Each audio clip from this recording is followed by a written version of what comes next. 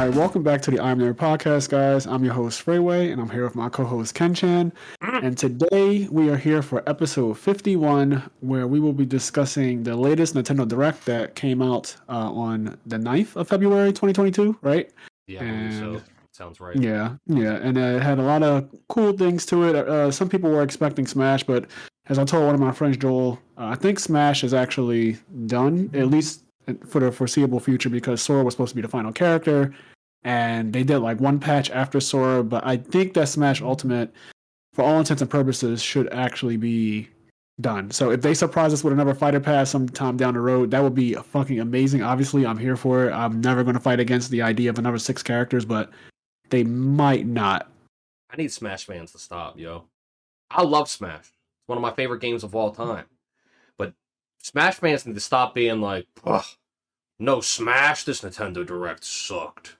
Like, that needs to stop. Yeah, no, that would be people always want more, and I understand it because we exist in a world where you can get more a lot of the times, right?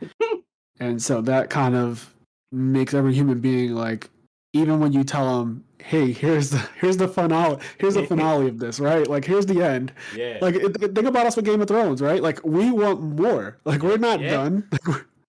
Like, every game I've ever played that I really liked, I'm like, I want more. Like, I'm never satisfied. No matter how great it ended, I just want more. And I think that's how people are. So, but anyways, moving right along. So there were a lot of things. You have like 26 things listed here. Yeah, so let's just start. Take it from the top. I watched it twice. I watched it once live, and then I watched it again just to write down everything that appeared in the Direct in order. So they opened the Direct with a new Fire Emblem Warriors. So, you know, the creators of like Dynasty Warriors, etc. Fire Emblem Warriors, it's called Fire Emblem Warriors 3 Hopes. This is a extension of the official Fire Emblem game, Three Houses. And this is supposed to drop on June 24th. Yeah, so as soon as I started watching the Nintendo Direct, I actually watched it today. I didn't get to see it on the 9th because I was busy with work. But as soon as I started watching it, I was like, oh, this is a Dynasty Warriors game for sure. Like, I don't know what it is, because I could tell the characters, to me, it was weird. They look like Fire Emblem characters, but it also was very clearly Dynasty Warriors with the groups. You know, it has that aesthetic. Dynasty Warriors has a certain aesthetic that I'm very used to. In every version of Dynasty Warriors, I'm used to that aesthetic. So as soon as I saw how the battles play out, I was like, oh, this is Dynasty Warriors. I just don't know what genre it is yet, but I'm assuming Fire Emblem, and it actually happened to be Fire Emblem. So it looks really fucking good. Yeah, when it first popped up for me, because I immediately recognized it as Fire Emblem, because I played Three Houses so fucking much. So immediately I was like, holy shit, are they doing a sequel to Three Houses? And then I realized it was a Warriors game, which I'm fine with, because I've played a bunch of Warriors games. And it looks like they're doing like a alternate route that's not in the original Three Houses. So like Three Houses has 4 main routes. And all of the routes have like upsides for certain characters and like tragedies for other characters. This one looks like it's a completely different route. Some characters that died in other routes seem to be alive. But it seems to be the same storyline that was in Three Houses, but once again, just a different route. So I'm super fucking interested to see where it goes. Yeah. Yeah, I haven't played a Dynasty Warriors game in a while, but we have talked about it on this podcast, and I loved them as a kid. Me and my best friend used to play them all the time. But I have not touched a Dynasty Warriors game in a long time, and I think the one I'm most interested in is probably the Hyrule Warriors, because you and Anthony love it apparently, and also the One Piece, because I just saw Aokiji doing like Ice Age and doing his kick and people shattering and stuff. So I thought that was really cool too. The One Piece one's fun just to pop off as One Piece characters. And Age of Calamity, which is the second Hyrule Warriors one, that one has some of the best gameplay of any Warriors games I've played. And the story is actually really interesting in how it ties in the original Breath of the Wild. Oh, wow. So it actually like correlates with Breath of the Wild? Yeah. And that's what's really exciting about this Three Hopes, is that it seems like it's more than just a Warriors game, like for the fun of being Warriors characters. It seems like they're trying to tie it directly into Three Houses like they did with the Zelda one. Okay. Well, that's good to know. So one day when I decide to finally man up and just play Breath of the Wild, I'll maybe hop on that after. But yeah, after that, there's Advance Wars Reboot Camp. This was announced a lot. This is actually supposed to already be out. It got delayed, like, I want to say like 6 months. its current release date is now April 8th, but this was going to come out last year.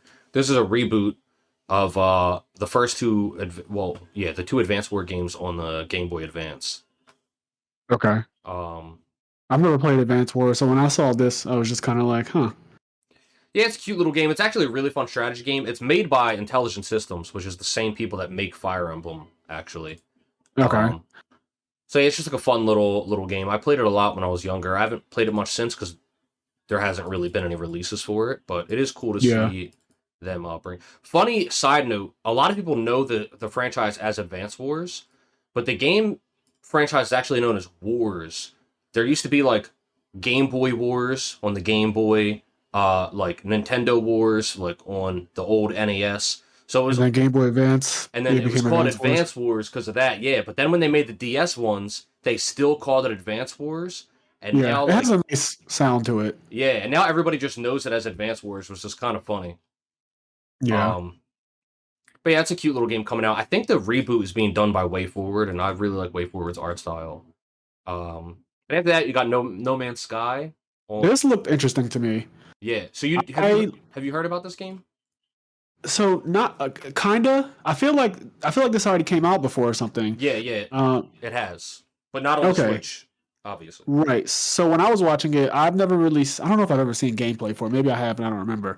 But looking at so we talk about open world games and how cool they are, but this is like an open universe game, and that concept is really cool to me. The way they show how like you can build your own little civilization on these planets, and there's like space pirates. It's pretty much a living ecosystem, and I like the idea of that. It kind of reminds me of Monster Hunter World in a way, but maybe a little bit more in depth because the world doesn't necessarily need it, even though they did go out of their way to make things like a whole endemic life and everything. Yeah. But this game, like you can interfere with certain things. It looks like you can create things, get into battles, and fly to different planets. I'm not sure how extensive and how big the world or like the universe is, but when I was looking at the trailer, it looked pretty expansive. Yeah, so this game launched a couple years ago on PS4. Yeah, I was going to say PS3, but no, I'm pretty sure it was PS4. And when it launched, it actually launched to a lot of criticism because a lot of the things they promised it didn't really deliver on. However, it's one of those games that had like a really big turnaround in community opinion, where when it launched, it received a lot of backlash, but then through the years, through updates and like polish, the developers actually did end up delivering an experience that everybody is really happy with. So I haven't played it in a long time, but I have seen, and it's really hard to win back gamers. Like once their opinion is made up, once gamers hate something, it's hard to win them back. And I have seen the community shift its opinion toward really enjoying the game after its update. So I do think No Man's Sky is worth checking out if it's something anybody's interested in, especially now that it's been polished and updated over the years. Yeah. Okay, so next we have Mario Strikers. Dog. This looks so cool. I lost my shit when they showed this. Yeah, it looks really cool. I saw the part where Bowser started to turn the fucking ball into a ball of fire. And then I think Luigi came and just shoved him and cut his shit off immediately. It just looked really cool. Mario has a really good ability to translate boring ass sports to me into something that looks much more fun. Now I know people love football or soccer as it's called here, but I'm not a big fan of it. It's not. I'm not gonna say it's a boring sport like baseball, but I'm really not a sports person in general. Like raw sports, just regular ass humans playing sports. I'm not the biggest fan. I grew up with asthma, so I really couldn't play sports as a kid. Otherwise, I started dying. So for me, sports were never really that interesting. I dabble every once in a while. I like to make people mad when their teams lose and things like that. Just the typical trolling because people get so invested in these teams that they have no control over who wins. Yeah. But the point is Mario games, when they do their crossovers with these sports games, they just make them way more palatable for a nerd, and I think that speaks to me. They're infinitely more fun. I do enjoy playing sports. I've never enjoyed watching sports. Like I have no endorphin rush when I watch football or basketball or anything. Like watching sports, I think is so boring. But growing up, I did enjoy playing soccer, playing football, playing basketball. So I do like playing. I never really like playing baseball though, if I'm being honest. I think baseball is Yeah, pretty fucking baseball boring. is so boring. With Charlemagne from the Breakfast Club, Charlemagne always says baseball was only good when they were able to do steroids. And Yeah, baby. he always talks about how they should just allow them all to do steroids and let the best human win. Because at the end of the day, like steroids are pushing people to their absolute highest, like the peak physicality. And that's a hot take from Charlemagne. These are not the opinions of myself or IMNerd podcast, but that's what he says he says it all the time on Breakfast Club about how they should just be allowed to use steroids again to make baseball great again, essentially. Make it great again, man. I know there's people that love baseball, but for me, it is that and golf are like the most boring to me. But once again, Mario Golf is hella fun. Even the Mario baseball game is fun. Mario Strikers, which was on the GameCube, is so fun. So people have been asking for a new Mario Strikers because the last one was on GameCube. People have been asking for this game for a while. So when they showed this, I legit popped off because this game's going to be fucking fun. And it looks like they're having some pretty interesting online modes. Like you can make a team and you can have like homies in your team and you guys can go out and like play people. So yeah, the game looks really fucking fun. I'm actually crazy hyped for Mario Strikers. I always forget that there was a world where there was no real online play. Yeah. It's not that far away either, like, behind us. It's not that far. GameCube, like I played GameCube I played for a very long time, and that just wasn't a thing. But now, like you said, even with Smash, right? Like these last two Smash games are the first to offer online play, and now you have these Mario sports games that are coming out. That was cute. I saw what you did. You said these last two Smash games are the first to have online play. What? I mean, I agree. Brawl did not have online play either. I just don't consider that. Like we're not going to do that. That's why I said it was cute. Yeah. So yeah, for me, I do like the idea of this. Me and you had a lot of fun playing Mario Party around Thanksgiving. Yep. And I think that if these other Mario sports games are like that, then I could see them having a pretty nice online showing because they aren't. I mean, sure, they're competitive, right? Like people want to win, but Smash brings out a different level of competition to people. I think like Smash is so much more serious. Like there's a community around Smash that is really big. I mean, we're talking about hundreds of thousands of people watching these tournaments and prizes that are in the hundreds of thousands of dollars, like the Smash World Tour. So Smash is a different. Like if there's competitive levels, there's tiers, right? Yeah. And Smash is like a S tier competitive game. Whereas I think something like Mario Strikers online, if the online wasn't that good, because realistically it might not be, that's not the worst because I see that game as more like casual competitive as opposed to serious competitive. We're playing for money, like we're playing for a title and stuff like that. You know what I mean? Yeah. Yeah, Strikers is just going to be, at least to me, a really fun game to play. You got your friends, and if you, obviously you want to win, but I do think it'll be less tilting if you lose. Like if you lose, it's not going to hurt as much. Yes. Yeah, exactly. And that's kind of my point. But yeah, this looks good. And it's coming out in the summer. There's a lot. The summer is going to be wild. I'm noticing a lot of these dates are the summer. And Monster Hunter is coming out in the summer. Actually, they didn't reveal anything for Monster Hunter, I'm noticing. No, they didn't show anything for Monster Hunter. And also, I had the same thought. I kind of got overwhelmed after the Direct just thinking about all the different things I got to stream. Because like right now, I'm trying to stream Pokemon Legends Arceus. I want to stream a little bit of Yu-Gi-Oh! Master Duel. And I want to stream some Monster Hunter GU. And then going from there, we've got another game that showed up later in this Direct that I'll talk about when it gets there. But I have that game that I want to stream, and then all these other games that are coming out. It's like, fuck, man. As I was watching this Direct, I literally thought about you and how much, like, I was like, he can't do all of this. I can't, yeah.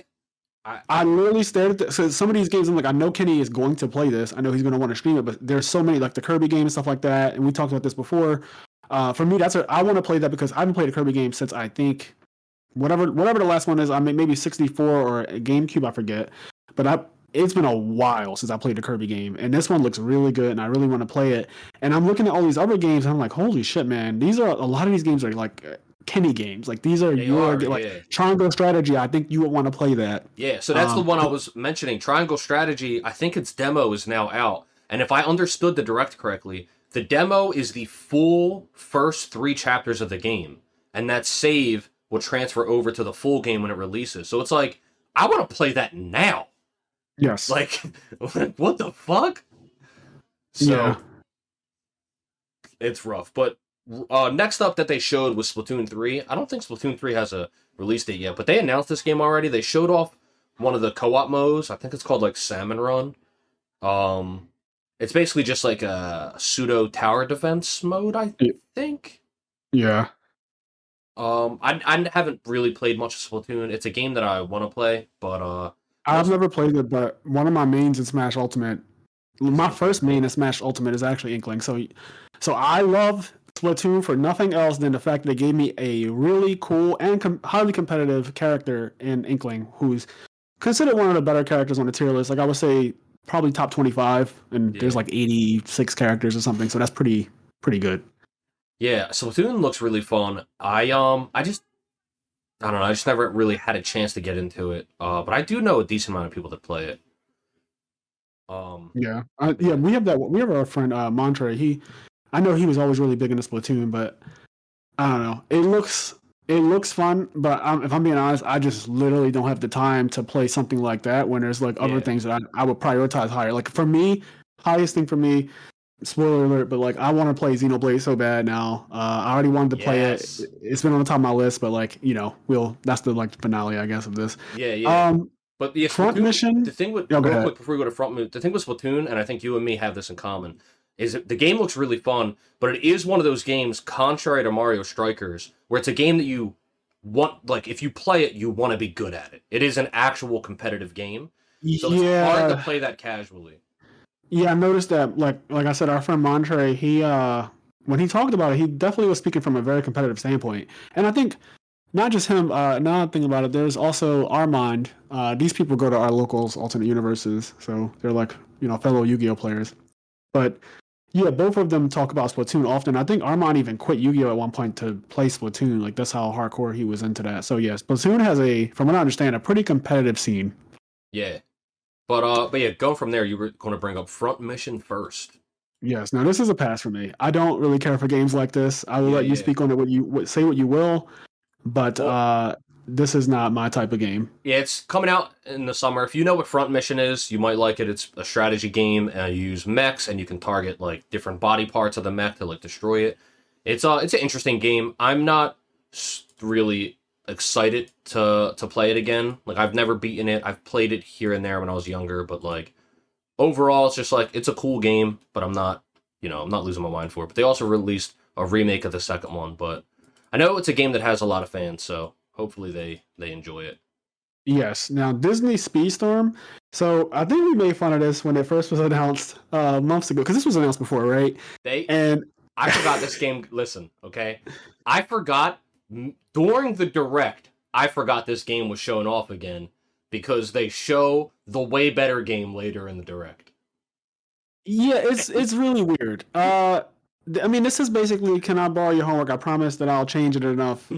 It's literally just Mario Kart. And this is not the first game that's taken Mario Kart and used it as the blueprint. I mean, Mario Kart is the blueprint for this type of game. I believe there's a Square Enix version of that too, right? We saw that. Like Chocobo Riders or something. I forgot it. Yeah. Chocobo Racers or Riders or something, yeah. I'm not gonna lie, that one, I mean, it's just because I'm a Final Fantasy fan, but I'd play that one over this Disney one. Yeah, exactly. Like, I'm a huge Final Fantasy fan, and the fact that the way it worked in that one was the magic kind of escalates, so Firaga, whole thing. That resonates with me and you a lot, because that's just our childhood, and the Disney one is probably a lot more kid-friendly. Also, I don't understand. Well, I'm not really a graphics whore, but I don't understand why the graphics are so bad. And what I mean by that is specifically on Mickey Mouse, his ears aren't circles. Like his ears were pointy. Like there was like you could see the polygons in his ears. And I'm not really. Donald didn't look too good either. If I'm being honest with you, I just don't understand how that's possible. Like I don't know what's happening with this game, but it screams low budget to me. Yes. Okay, so yeah, not much to say about that. It's just another Mario Kart clone. So if you like those kind of games, then buy it for the kids. And that's that. Star Wars Force Unleashed. I'm a big Star Wars fan. Kinda. I really like the Force Unleashed series. I used to watch gameplay on it. I never played it myself, but I always used to watch like people play through and just kind of meme, because you can do a lot of glitchy, weird stuff in it. It's basically It's borderline sandbox. Your character's just god tier broken, and they can do a lot of different things. They can use all sides of the force. Really broken with a lightsaber. Can do Kingdom Hearts level shit like throwing it and bringing it back. It's just a lot. Like your character's just god tier, and you would just go around the world beating things up. It's kind of like God of War and Devil May Cry back in the day, like that kind of vibe. Swarms of enemies, and you just do whatever you want. And it's really like I can kill these enemies in an optimal way, or I can kill these enemies in a stylish way. Yeah. That game is really cool. It's also cool that it's a Star Wars game where you are on the the villains team, as far as I understand, because you're Darth Vader's apprentice. Yep. And that's really cool. I know I watched my cousin Stango. He played the shit out of these games when we used to live together. Yeah. And so I personally have never played them, but I watched him play these games so fucking much, and they did look really, really fun. Yeah, they're just to me, I've always liked games like this where you get swarmed and you just kind of go crazy. Like I like Dynasty Warriors, Devil May Cry, God of War. These are all the same game to me, just with different mechanics. Slightly different mechanics. But looking forward to this. This game, this is like a re-release or something, right? Like this is not a fresh. No. This is a remake. Yeah, this is a remaster or whatever of. Yeah. It's just coming to the Switch, basically. Yeah, I think the original one was on the Wii. I want to say the Wii or the GameCube, and they're just putting it on the Switch. And I think it had motion controls. Like I'm guessing, like they showed in the trailer, like you pick up the thing with the force and you throw it. Yeah, I think you can do that with motion controls or something. I don't really know. Yeah, and same thing with Assassin's Creed, which is the next thing. So this Assassin's Creed is February 17th. So like this week coming up. Yeah, this comes out really soon. Yeah, a lot of people. This franchise is huge, and I don't know. Like one of my best friends growing up, this is like his game. This is how Final Fantasy is mine. Mm-hmm. This is his shit. Like Assassin's Creed, he's played every single one. He loves it. He loves the story. He loves it on funny troll shit when he gets, once he beat it and like 100%, he just goes back and does like things to break the game and stuff like that. I watched him play a bit of Assassin's Creed. From what I understand, this game has won Game of the Year several times in the past. When I was growing up, even though I never played it like this, Prince of Persia, like those games did so well commercially. They just had that kind of success. They were the games to beat back in the day. Yeah. And Assassin's Creed is a bit more quiet now, I want to say, but like when it does drop, I know that there's a diehard community for Assassin's Creed that goes up for this shit. And this, I guess, is just like a repackaged version of a bunch of Assassin's Creed games. I think it's the first three, because it's called the Ezio Collection, and as far as I know, that's the main character of the first three games. I've only ever played the first one, and I enjoyed it. What's funny is I watched the direct with my little brother, and so him being so much younger, there are things that he just has never seen before. So when he saw this game, when he saw the trailer for this Ezio Collection, he was getting hyped. He was like, "This game looks so fucking fun." Well, he didn't say fun, but... I was about to say, but yeah, I mean, it looks good. It looks like every other Assassin's Creed game, and that's because I guess it is technically the older games, just updated for Nintendo Switch. It seems like the Switch is becoming a fucking port machine, a house for everything good. Yeah, dude, it's Portland. It's fucking. I like that. It's Portland. The Nintendo Switch has got everything going on, and what's cool is that it's a good system to port a lot of things to, or to have a lot of these games on. Just its portability, man. We've talked about it before, but it's so useful and so nice when you're just out. If you stay at home all the time and never leave your house, then like that feature of the Switch might not get as much use. But I think even then it gets used, because if I go downstairs to get something to eat, I'll bring my Switch with me, etc. But when full disclosure, like I talked about, I bring my Switch into the bathroom with me every single time. Yeah. Because I know you said your Switch will not meet a bathroom, it will not be in the bathroom, but no way. But for me, I love just sitting on the toilet and doing my thing and having my Switch. That for me is just like one of my favorite things when I was playing Monster Hunter, because that's when I do like my maintenance type of things. Like I'm not going to necessarily hunt on the toilet, but I will go through village stuff, maybe break some charms open. Do some village quests that are like really low maintenance type shit. Just get things like that done. That's kind of like my bathroom stuff that I do. And then next thing I know, my legs fell asleep and it's time to get the fuck up. Yeah. I mean, and that's all of those. All of that is why, the Switches. I mean, we go hard for this goddamn console every time we bring it up. But it's getting better and better over time. Like I really think think the goal is to beat the PS2. I think that that's what this is. To me, if I had to say like what Nintendo's goal was, because I mean, Nintendo is primarily a gaming company. They're not like Sony and Microsoft. Yeah. Sony and Microsoft are also known for gaming, but that's not the only thing that they're known for. Sony has sound products, TVs, all types of shit, right? And then Microsoft, we didn't even have to go into that, like Windows.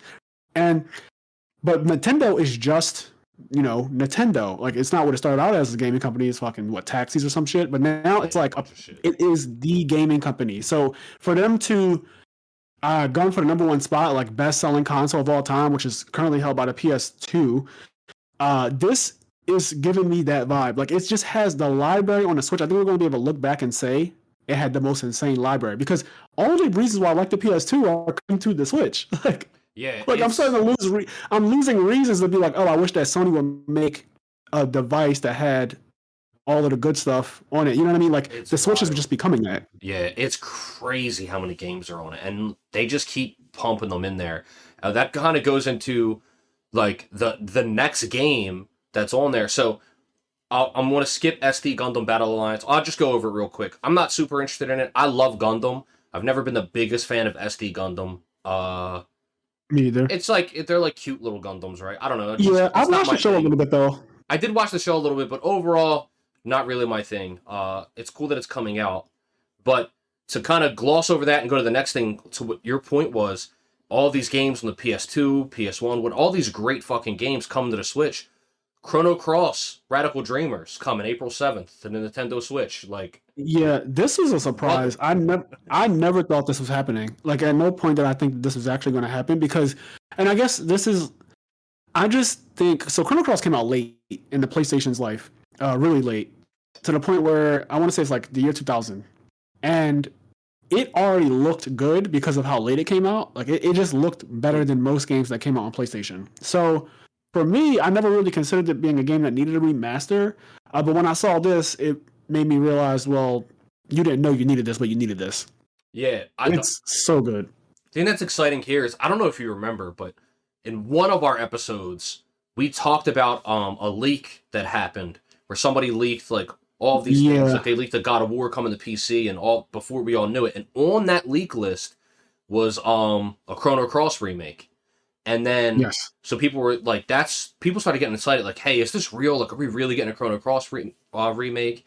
And then a couple weeks or months after that, I don't know if I got a chance to talk about this on the podcast, but Chrono Cross characters got added to like some random gacha game. And so they got like brand new updated art, and they were just in this random gacha game.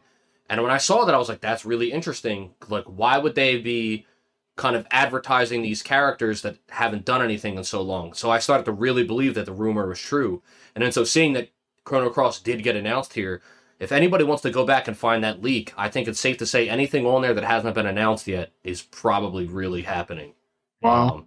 Because so many things have come true, and we got Chrono Cross also packaged in Radical Dreamer. So that comes out April 7th. I'm probably going to be getting and trying to stream that as well, because I want to beat that game. I have not beaten it yet. I haven't beaten it either.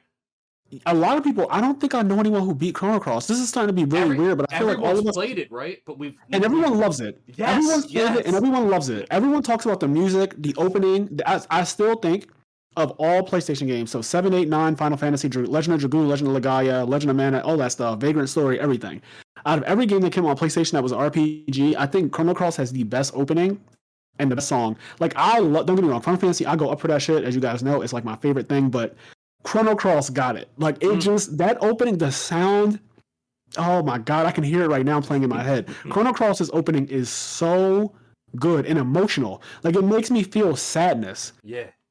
So there's something in the music that's just like kind of sad. I don't even know what instrument it is. I'm trying to think, like, what's that primary? I don't know if I think it might be violin. It sounds very close to a violin that they use. But when you hear that first instrument, it's amazing. Like, it's so good when the beat drops, because it actually starts off slow and then it has this beat drop, and it, oh, so good. I'm getting hyped just thinking about it. Like, I'm getting hyped right now thinking about Chrono Cross's opening. It's that fucking good. So that always brings me back to it, makes me want to play it again. Yep. And I think this time, because it's coming on Switch, I won't have much of an excuse. I will just have to beat it this time. Like, I just have to go through the entire game, like I'm gonna beat it. Yeah, I'm gonna do the same thing. I'm gonna get it because I've played it a bunch, but it's just one of those things that I never got around to beating, and it's not the fault of the game. It's just you play it. So many other games come out. You play them. You grow up. You do shit. You got stuff to do, and then this is the curse. Anybody that likes RPGs, you guys know this fucking curse. You play a game. You get really far. You're super into it, but then like for one reason or another, you can't play it for a week, right? Maybe you're really busy with school. Maybe you got to go to your grandmom's house. Whatever the reason is, for 1 week you can't play it. And now the next time you turn the game on, you're like, what the fuck was I doing? How do I play this game? Where was I at? And then you lose motivation to play because you just don't remember where you're at or what you're doing. And you're like, I got to start over from the beginning.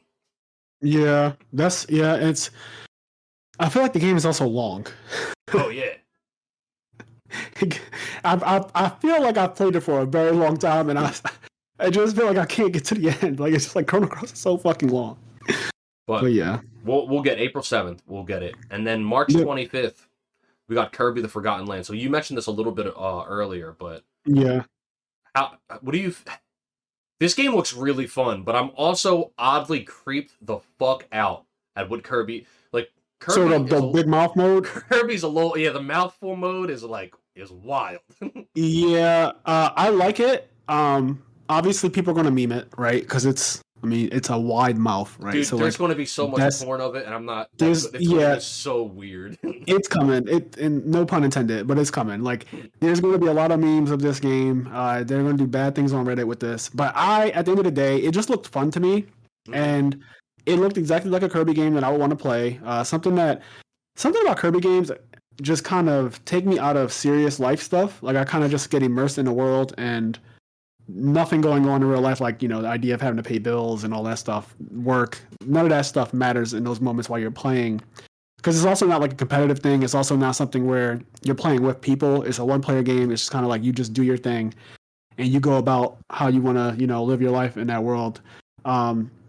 I guess how people felt about Mario 64. It's like a sandbox, right? Like you can, get all the stars and stuff. People make Mario 64 what they want. And I think that this Kirby game is going to be very similar to that, where you make it what you want. Like you can do funny stuff like constantly dropping a penguin off a cliff and trying to kill it and stuff like that. And, glitching the game, going through paintings and all, like you can make it what you want to make out of it. Speed run it, I guess, if that's going to be a thing.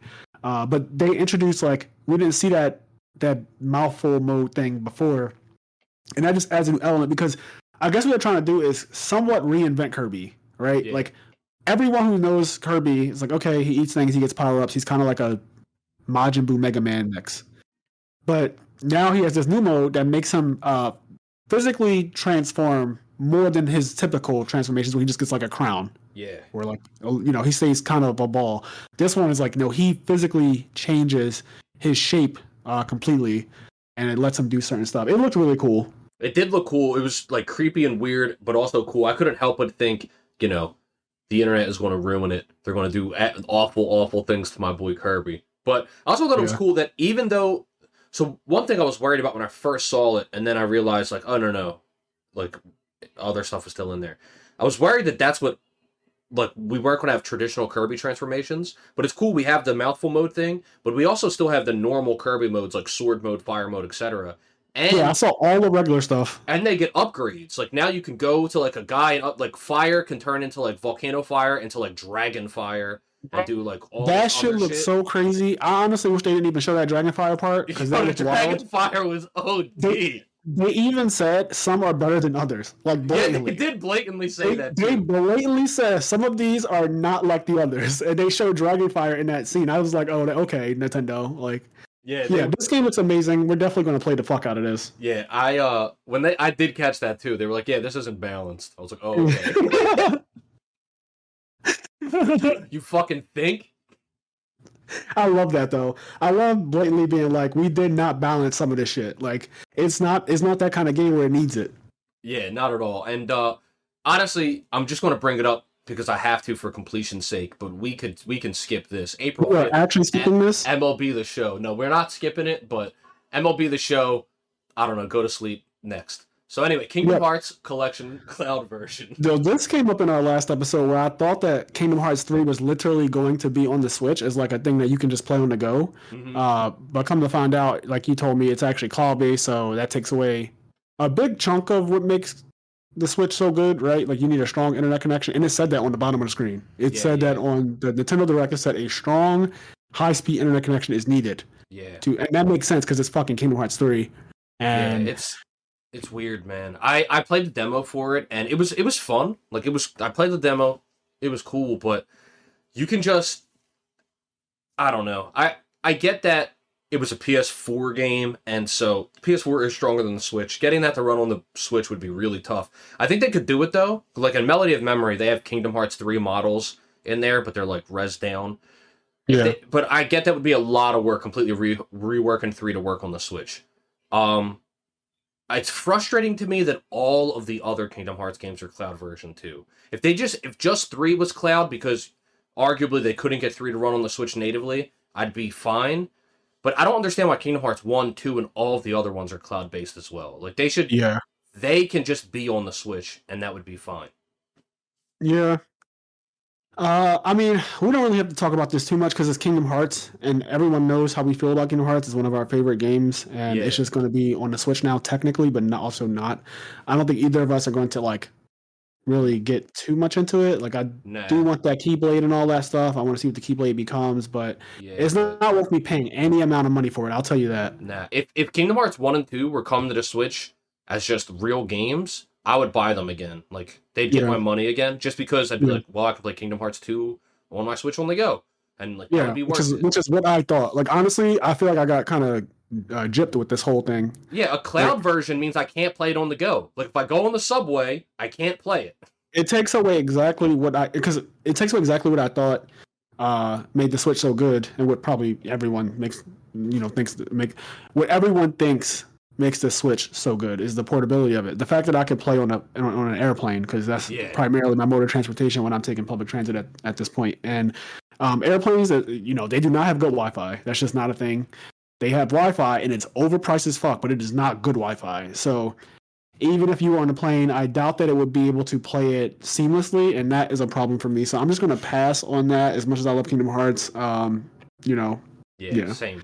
Also, real quick, going back to the MLB the show, the fucking announcer, I do want to talk. That was such a bad trailer. Like that announcer was so bad. But I just want I to still, he was like when it comes to baseball, if it ain't, if there aren't steroids involved, I'll just pass.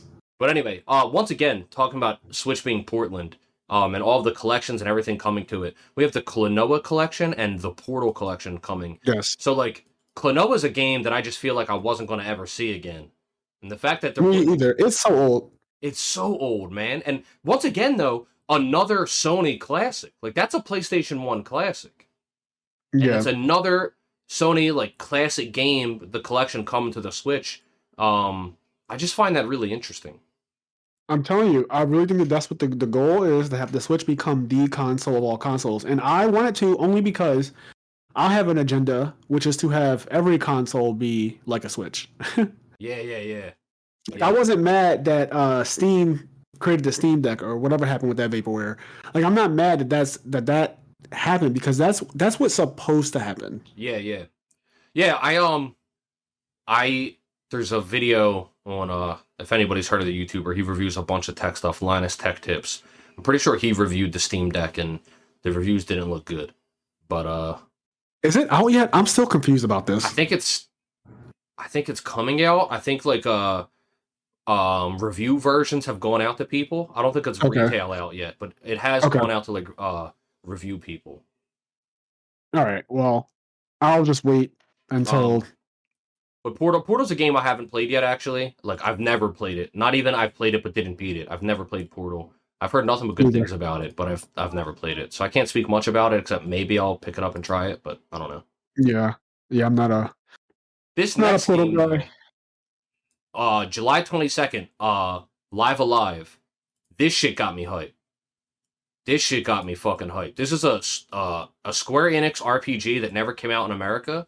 And now it's coming out. It's got different timelines, kind of like Chrono Trigger, and it's got the. It looks like Octopath Traveler and shit. And It did look exactly like Octopath. I was confused. that graphic style, some people might be getting tired of it. Me personally, I want them to remake every classic. If they can't remake it to FF7 remake style, every classic JRPG, make it that Octopath style, and I will be fucking happy. I like that style a lot, and I think it works really well for like classic JRPGs.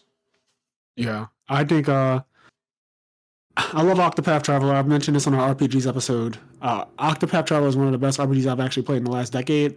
It came out of nowhere for me. Like I didn't expect to like it as much because it's so like it's sprite based. The models, the characters, and everything like that, they're sprite based, so they look not up to, let's say, Final Fantasy 15 or Kingdom Hearts 3 standards and all that stuff with high graphic, high fidelity, and all that. But it still looks really good. And once you start playing it, you kind of just don't care about the sprite-based graphics. You start to just enjoy it and get immersed in it.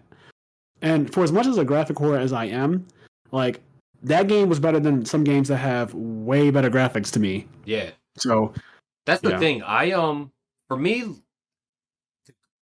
how amazing the graphics are doesn't matter as much as how well do these graphics convey the feeling the game wants to convey, right? So Octopath Traveler doesn't look like whatever the newest Battlefield looks like, but when you look at it, you get a feeling from it, and you get immersed in it in its own little special way, that it kind of leaves an impression on you. And I really, really enjoy the art style of it. Like, I guess art direction is kind of the word I'm looking for. If a game has a really, really unique and cool looking art direction and music, Octopath's music is fucking incredible. So anyway, that being said, going into Live Alive, I'm super interested in this. I've never played it. I've heard about it, but I've never, I never played it. Sometimes, like, going through the process of patching Japanese games can be really annoying. So I've done it before, but I've done it before with Monster Hunter. The olden days when Monster Hunter used to come out in Japan and not come out over here for a very long time. So there were English patches and all kinds of shit you had to do, homebrew, and waiting for the patch. And they had partial patches, so most of the game is not translated. But thankfully, Monster Hunter is not a story-based game. So they would just translate like monster materials at first, and then the menus, you just have to figure out what's what. And once you figure it out, it's like, okay, I know what this is now. Yep. But I used to play games in Japanese with very little English from a patch, and I don't want to go back to that in 2022. So I used to play just porting stuff. The Fire Emblem games. The first 6 Fire Emblem games didn't come out in America. And I went back and I played all of them in I played the Japanese versions, but fans made full English patches where they literally did the dialogue for the entire story. Fire Emblem had a ton of dialogue. And so that's really fun, and I enjoyed it at the time, but going through the process again, like, I remember a year ago trying to play a game, and I was like, man, I don't fucking feel like doing this.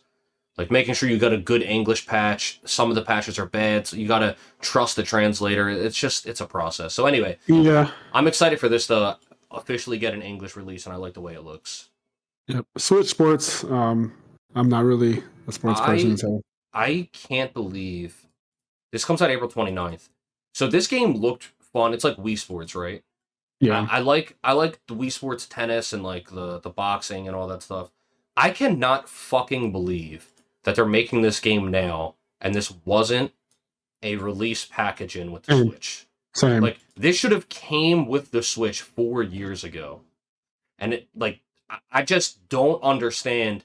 I don't know if they said the price, but they cannot be charging $60 for this. I don't know what they plan on charging, but they cannot charge $60 for this fucking thing. Yeah, they're walling. So, yeah, I don't know. The game looks fun. It looks like something that you would do for fun with, like, family at a party. But once again, it should be a console tie-in, not a game that I buy on its own. So I'm not so excited for it. Next up is Taiko no Tatsujin. This is a rhythm game. I like rhythm games, but I'm not like, I don't play all of them. This looks fun. One thing I don't like about this is that at launch, it has like 70 or 80 songs, and they were like, and you can get 500 songs through DLC. And I was like, holy shit. So there's more DLC songs than there are songs in the game when you buy it. The game, when you buy the game, it's got 80 songs, I think. And then they announced in the trailer that there's 500 songs. Could you imagine if Smash was like that, how ignorant that would be? If they were like, there are 20 characters in the game, but there are 66 fucking DLC characters. Do you know how ignorant that would be? Imagine Smash pulling that. Like, think about that for a second. Oh, there's 20 characters. They're like, here's the 20 base characters. Your Fox, your Pikachu, your Samus, your Link, your Kirby, your Jiggly, what all that stuff, right? Man. these are like your base characters, and then for the other 66, it's gonna cost you. Fucking crazy. I don't That's wild. understand. I don't think I don't DLC get should that. ever overtake.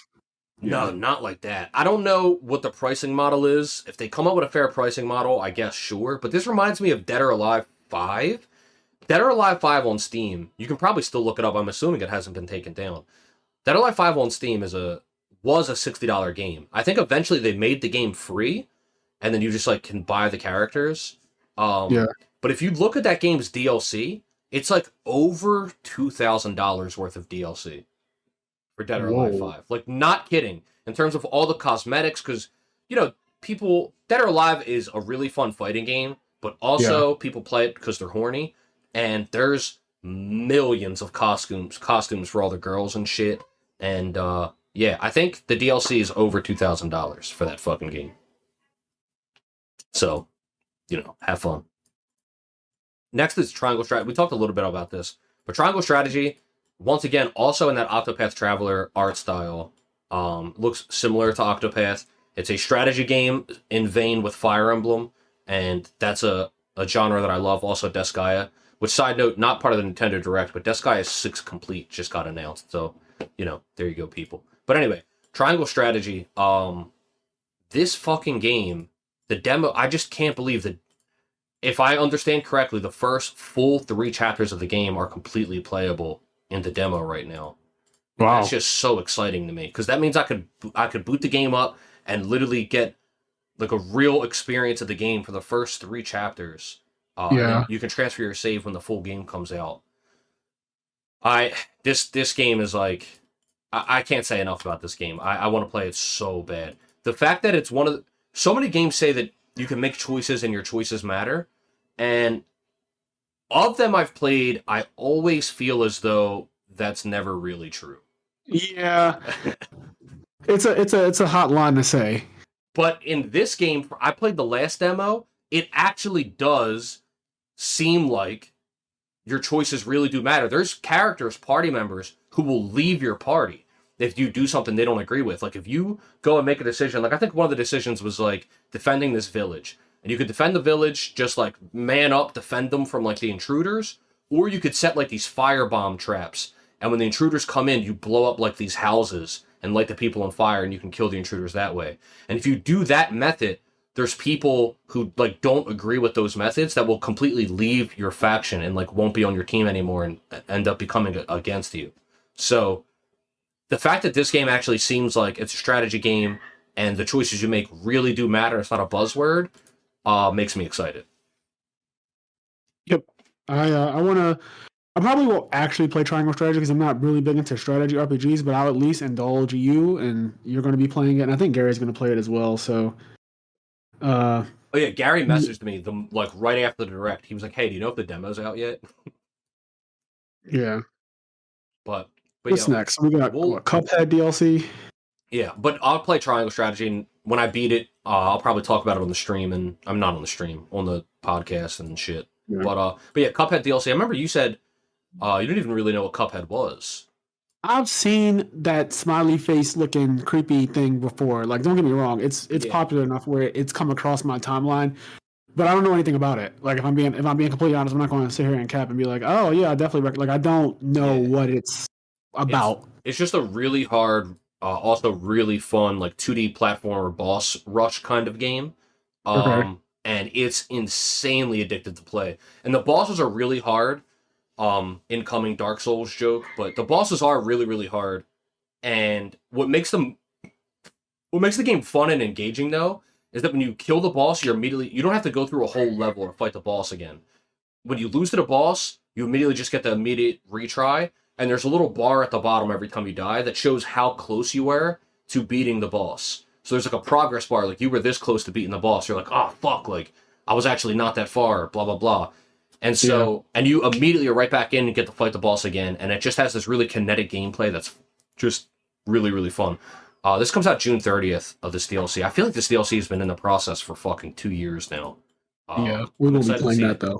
I'm excited to see it's finally coming. We will be playing Monster Hunter.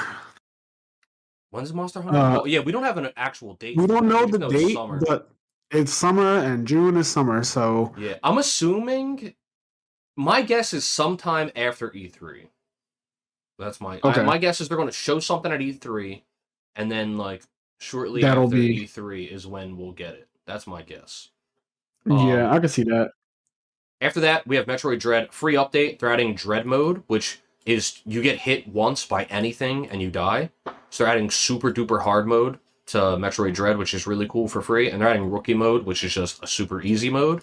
And then they're Yeah. also adding a boss rush mode, which is also really cool. I think boss rush modes for games like that are not necessary, but every time they're there, it feels good. Like I remember one of the Castlevanias, maybe more than one, but I remember one of the Castlevanias having a boss rush mode, and me sinking so much fucking time into it just because it felt good to play. It felt good to go through that boss rush after beating all of them. I like boss rushes, and I think I originally got into boss rushes from Mega Man games. So Mega Man games, you play them and you go through each level, and at the end of the level, you fight a boss. At the end of Mega Man games, though, after you beat all the regular bosses, you go into fight, like, let's say Sigma, who's usually the boss of like the X series. Before you can actually fight a final boss, they make you literally go into a room and fight every single boss all over again. Mm-hmm. And I kind of feel like it's just like a skill check because there's no real purpose for it other than like it's just like beat the fuck out of these guys because you have all their powers now, right? Like so you have everyone's weakness this time. There's no one's weakness that you're missing. So you can just kind of go through and beat them so quick and sometimes just see if you don't get hit. And I think what they do in Mega Man games is kind of ignorant, but I like it. As you fight, like let's say all 10 bosses again, your health will like not go up. Like you'll be fighting them, and then you'll get the Sigma, and you'll be worn down, which is kind of the point. But then if you die, then you restart. Like all the bosses will be defeated. You'll be at full health with 3 lives, and you'll just fight Sigma that way. But it used to be interesting to see if you could beat all those bosses and then beat Sigma right after without getting complete game over. Yep. Yeah, shit like that's really cool. That's something I really enjoy about the Mega. Dude, did you ever play, in terms of Mega Man games, the Mega Man Street Fighter crossover game that was like fan made but then made official? I don't think so. You Maybe play, Street Fighter. yeah, you play as Mega Man. It's like classic Mega Man, but all of the bosses are Street Fighter characters like Chun-Li, Urien, Balrog, and you play through the game. And when, like for example, when you beat Urien, the power that you get is like his mirrors. And when you beat Chun-Li, I think you get like a kick or whatever. It was really, really cool. It was free. It was fan made, but then Capcom made it official and released it. That's dope. I like stuff like that. Really cool. But I agree. The boss rush stuff from Mega Man is probably the first time most of us have done a boss rush, right? Yeah, I think that was the original. For me, that was the original boss rush. Put you in a room. Here's all the bosses that you already beat. Fight them again. Yep.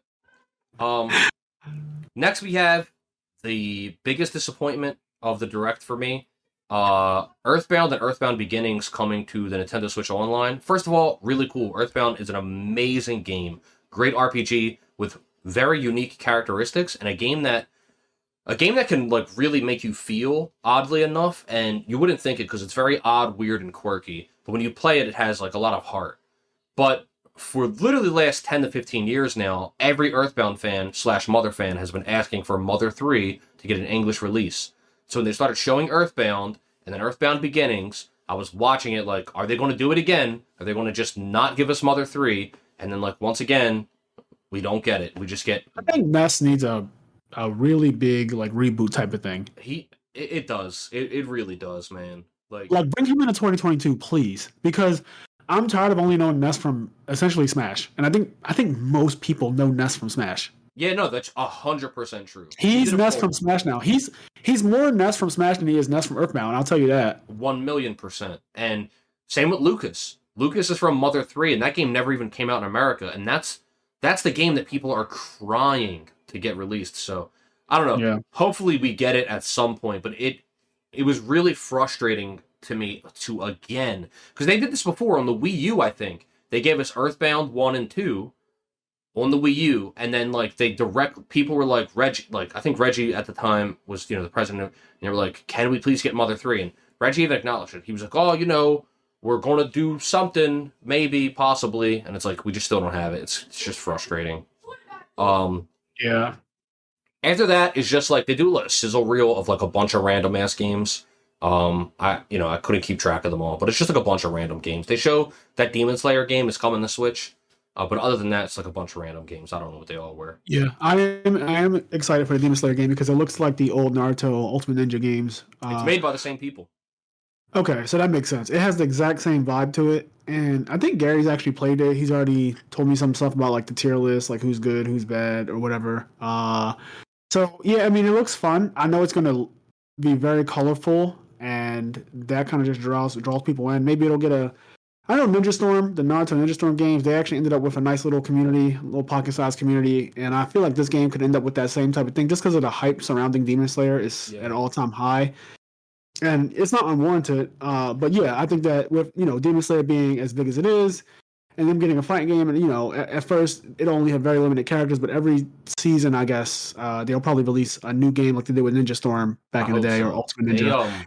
The game's fun. I got it from my brother for Christmas. Oh, that's right, you did get this. Yeah. So we have it on Xbox, and it's really fun. And the next character to be added, as far as we know, is going to be the Sound Hashira.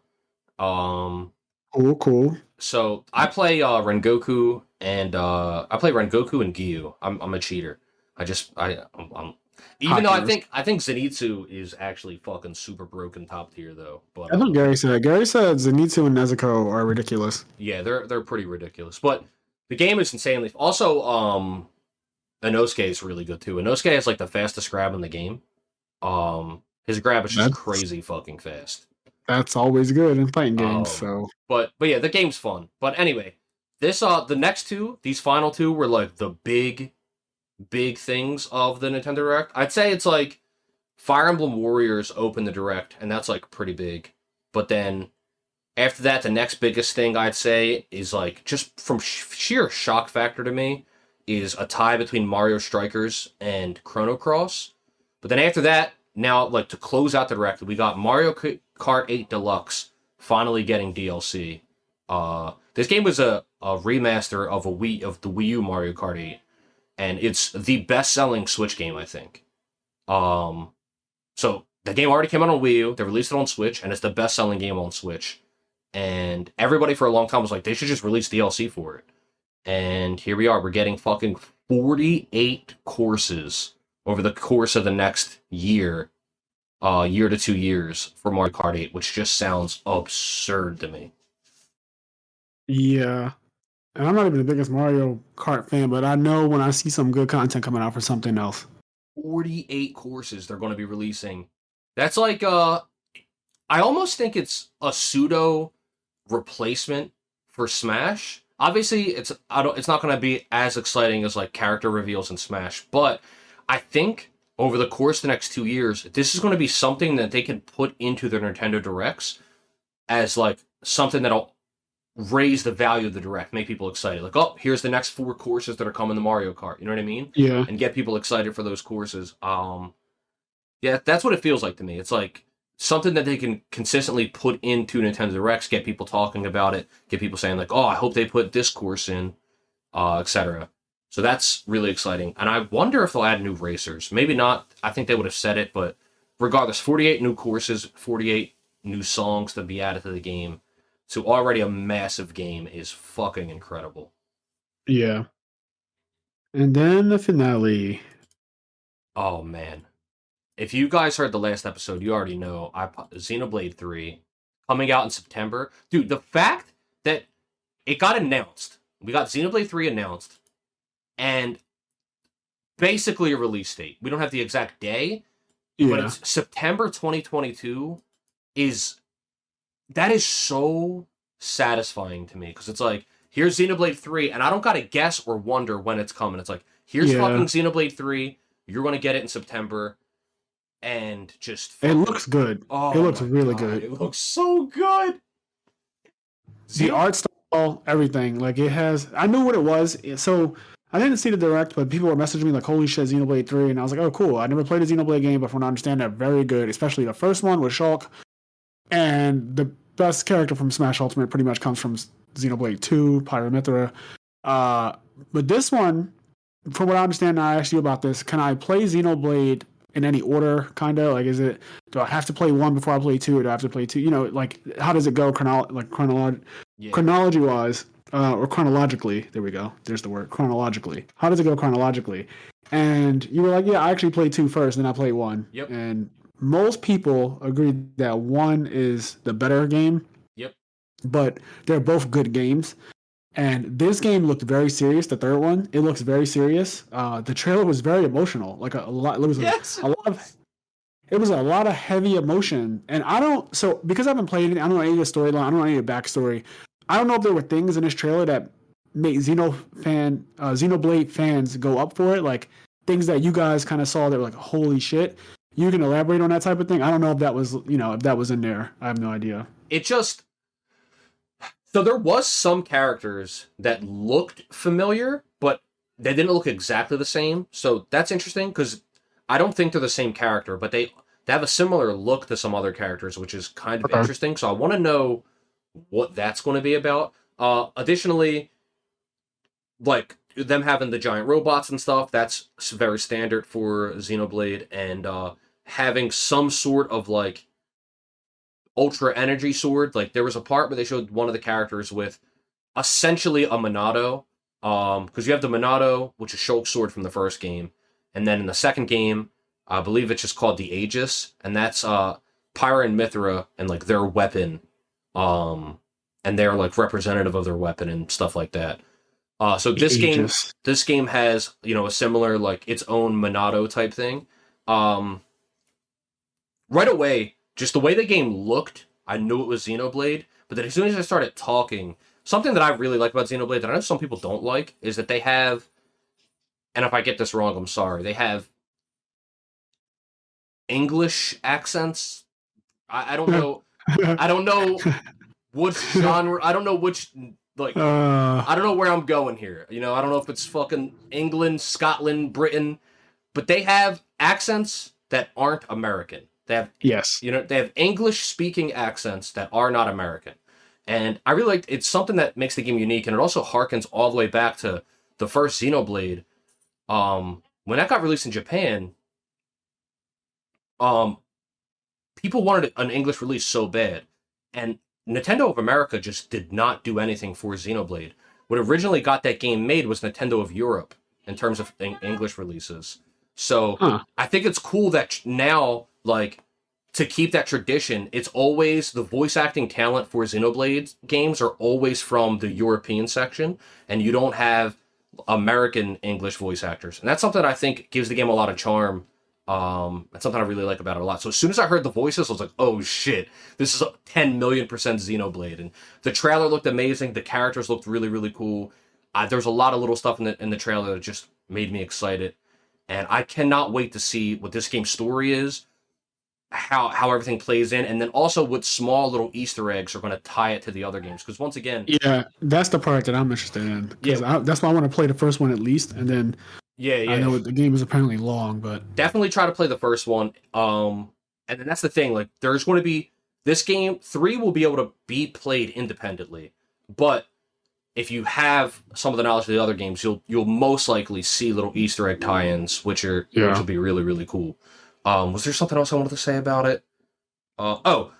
Just another example. This is for all the Xenoblade games. Like, the Switch can produce amazing looking games. Like, it really can. This game looks really good. Dude, did you see how good the world looked? Like, they showed a little clip of you gameplay running in the world. Like, it looked great.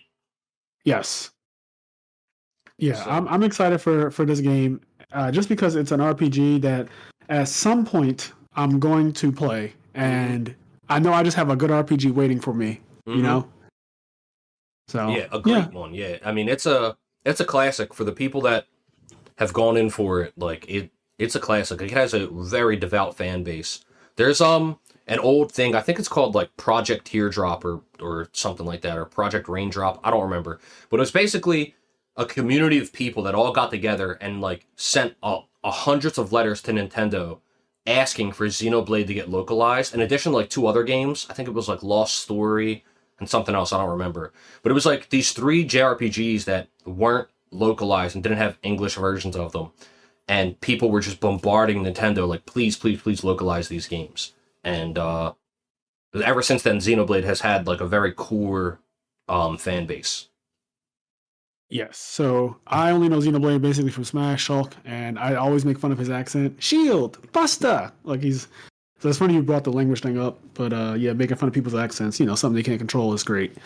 Hell yeah. Anyways, that pretty much wraps up this episode of the IMNerd podcast. Just a quick one on a Nintendo Direct. We have a colossal listener letter to do. Okay. And we will do that not this episode, but in maybe the next one. I think we might even have to piecemeal it because the listener letter is so. I think he called it like a book almost, and it is very long. Holy shit! Hell yeah! Yeah, it's insane. But we will go through that, and if you guys want to write into us and let us know anything, especially on our 50th episode where we went over 50 things. Yeah. If you want to comment on any of that stuff. This episode's kind of short. We just went over the Direct, and not much else to say. Just quickly went over the Direct, give you guys something to talk about. But this episode is like an hour shorter than our usual episodes. But our 50th episode is an hour longer. So yeah. Everyone messaged me saying, or like just blatantly tagged me on Facebook saying how long the last episode was. It's 3 hours long, and that was insane. Especially because we actually recorded it twice, which is fucking insane. Mm-hmm. So but that wraps us up. Before we go, as always, I want to give a shout out to the people over on our Patreon, people who are supporting the podcast. We really appreciate you guys. It goes a long way. So we have Connie, Austin, Leon, Quest, Garen, Xavier, Hylian, TCG Automotive, Silver Chronic, Tyree Tinsley, Dimitri Barnes, Alexander Brissett, Vinny Casello, Dominique Roberts, Game Freak Yoshi, Alex Flamer, Michael, Gabe Marini, Andre Reynolds, CJ, WK-1, all who's from Dabbers Gaming Cafe. Oh, we have to stop to say this one. Dabbers Gaming Cafe in Georgia, Dan Varable, Dennis Milburn, Joseph Marcello, and newly Scott Page. Thank you guys so much for supporting the podcast. We really appreciate it. You guys get a shout out in every episode going forward that you're on it. And also, people who don't know much about our Patreon, you can check it out at IMNerd Podcast on Patreon if you search it up. We have 3 different tiers. There's one tier that we added. It's like a final boss tier, but the main tier is like NPC, side character, main character, or party member, I should say, and then main character. But they all have different perks. If you subscribe at the lowest tier, you get access to our Discord server, the IMNerd Discord, where we talk about topics on the podcast, anime, gaming, Yu-Gi-Oh! There's a lot of talk about Edison format right now in the Discord. And you also access with the second tier, you get access to exclusive episodes that only come out on Patreon. They do not come out on anywhere else. And you get access to video versions of all of the podcasts. So if you're ever interested in seeing, some people actually like the visual of seeing the people doing the podcast, just seeing how we laugh and talk and stuff, which it does add to it. I actually subscribe to some Patreons myself, literally because I want to see the two people talking. So if you're into that type of thing, or if you just want to show support, check out the IMNerd Podcast Patreon and become part of the community. Those guys get to literally vote on a lot of the episodes that come out and just the topics that we talk about and all types of stuff. So if you're interested in that type of thing, check that out. And yeah, that's pretty much all I got. What else was I going to say? Oh yeah, so as I always ended off, do the things that make you happy, guys. It's 2022. Don't let anything hold you back unless you're going to fuck somebody up. Think about that. Don't do anything that will put you in harm's way. Yeah, but, do the things that make you happy. Just don't do them if they, put you in prison. Yeah. Try that one for size. But all right, well, I think we can wrap this one up, and we'll see you guys soon. All right, peace out. Peace.